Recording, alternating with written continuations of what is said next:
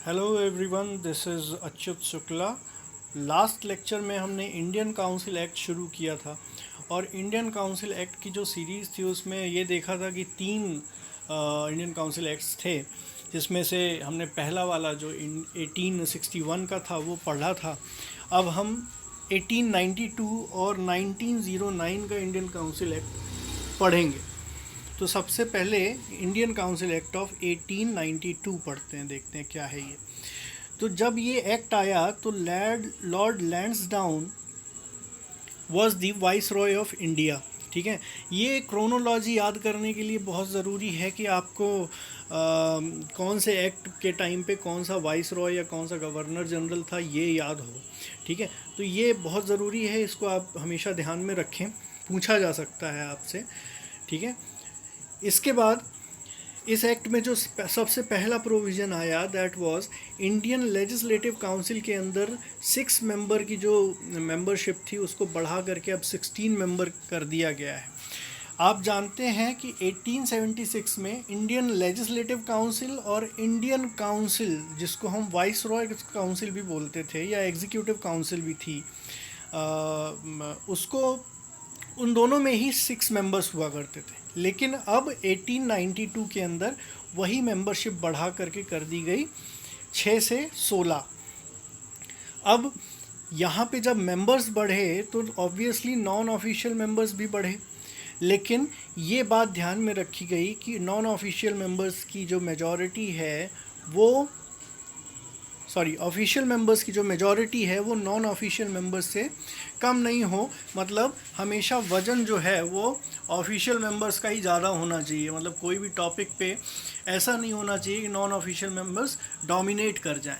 इसी के साथ इन नॉन ऑफिशियल मेंबर्स को पावर दी गई to discuss budget and to ask question on the budget. ठीक है, लेकिन कोई भी क्वेश्चन का आंसर देने के बाद सेम टॉपिक के ऊपर आप दूसरा सप्लीमेंट्री क्वेश्चन नहीं पूछ सकते थे। ये इंडियंस को प्रोहिबिट किया गया। ठीक है, ये नॉन ऑफिशियल मेंबर्स जो थे वो इंडियंस थे और इन इंडियंस को क्वेश्चन पूछने की तो आज़ादी मिल गई, पावर मिल गई, लेकिन सप्लीमेंट्री क्वेश्चन किसी भी एक टॉपिक के ऊपर ये नहीं पूछ सकते थे till now.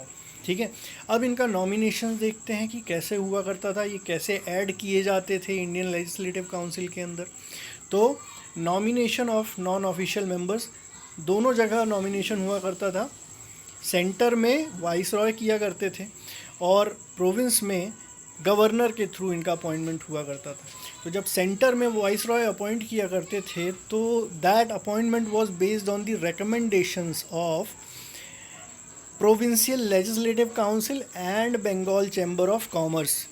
Provincial legislative council और बंगाल चैम्बर ऑफ कॉमर्स जो थे ये वाइस रॉय को रिकमेंडेशंस दिया करते थे कि भाई ये आदमी नॉमिनेशन के लिए ठीक रहेगा और इसके ऐड हो जाने से इंडियन लेजिस्लेटिव काउंसिल में हमारे काम पे कोई बाधा नहीं आएगी।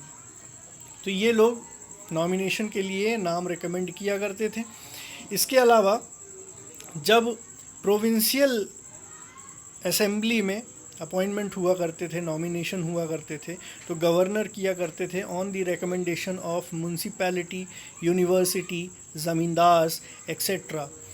तो यहाँ पे ये एश्योर भी किया जाता है, ये एश्योरेंस भी दिया जाता था कि ब्रिटिश रूल में कहीं कोई बाधा ना आ जाए इंडियंस के इन्वॉल्वमेंट में। ठीक है, ये रहा अपना 1892 का इंडियन काउंसिल एक्ट। अब देखते हैं इंडियन काउंसिल एक्ट ऑफ 1909 में क्या क्या था।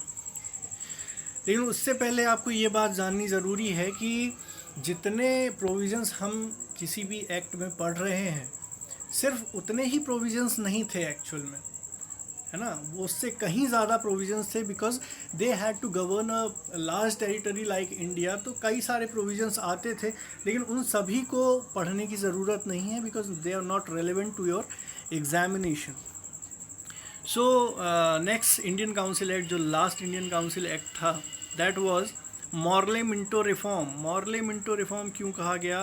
Because Morley was the secretary of state and Minto was the viceroy of India at that time. इस दौरान पे इंडियन काउंसिल में इंडियन लेजिस्लेटिव काउंसिल में क्या क्या तब्दीलियां हुई वो देखते हैं।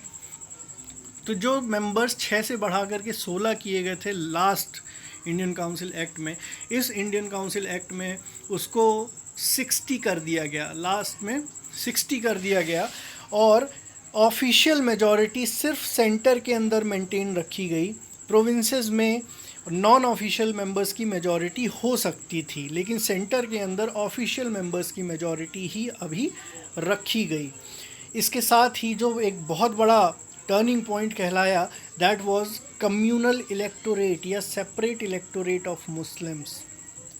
ये क्या होता है कम्युनल इलेक्टोरेट, या इसको सेपरेट इलेक्टोरेट भी कहते थे। ये एक ऐसी चुनाव पद्धति है जिसमें जो वोटर्स होते हैं वो भी सेम कम्युनिटी से बिलोंग करते हैं, और इलेक्टर्स जो रिप्रेजेंटेटिव होते हैं वो भी उसी कम्युनिटी से बिलोंग करते हैं। मतलब कि अगर सेपरेट इलेक्टोरेट फॉर मुस्लिम्स दिया गया है तो वोटर भी मुसलमान होंगे और रिप्रेजेंटेटिव्स भी मुस्लिम्स ही होंगे, कोई हिंदू उसमें खड़ा नहीं हो सकता। तो this was way to divide the nation, ठीक है। हिंदू और मुस्लिम के बीच में फूट डालने का ये एक बहुत अच्छा तरीका था, जो कारगर इतना साबित हुआ कि आज भी हम उस सेपरेशन को झेल रहे हैं, उस डिवीज़न को झेल रहे हैं जो हिंदू और मुस्लिम के बीच में इस दौरान डाला गया, ठीक है। इसके अलावा जो पावर दी गई थी बजट को डिस्कस करने की और क्वेश्चन पूछने की, पर सप्लीमेंट्री क्वेश्चन पूछने की इजाज़त को रोक लिया गया था, सप्लीमेंट्री क्वेश्चन पूछने की इजाज़त नहीं थी। अब वो परमिशन भी दे दी गई है, सप्लीमेंट्री क्वेश्चन भी अब नॉन ऑफिशियल मेंबर्स पूछ सकते हैं। और साथ ही एक और चेंज आया, और वो मेजर चेंज था, बिकॉज इंडियन काउंसिल में या इंडियन एग्जीक्यूटिव काउंसिल के अंदर अब इंडियंस की इन्वॉल्वमेंट का परमिशन मिल चुका था।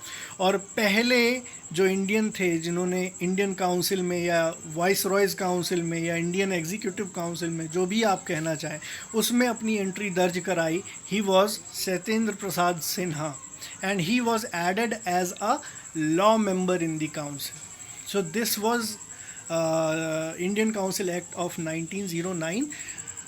अगर आप चाहते हैं कि ऐसे ही वीडियोस आपको आगे भी मिलते रहें तो please like, share and subscribe the channel. Thank you.